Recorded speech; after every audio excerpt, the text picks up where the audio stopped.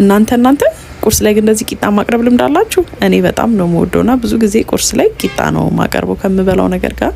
ዛሬ እንግዲህ ከደበርጃና ከእንቁላል ጋር ልበላ ቂጣ አዘጋጅቻለሁ። ያን ቂጣ እንዴት እንዳዘጋጀው ላሳያችሁ።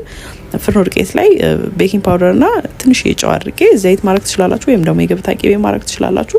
ከዛ ለብ ባለ ውሃ ለስለስ አድርጋችሁ በደንብ አድርጋችሁ አሽታችሁ ታውቁታላችሁ።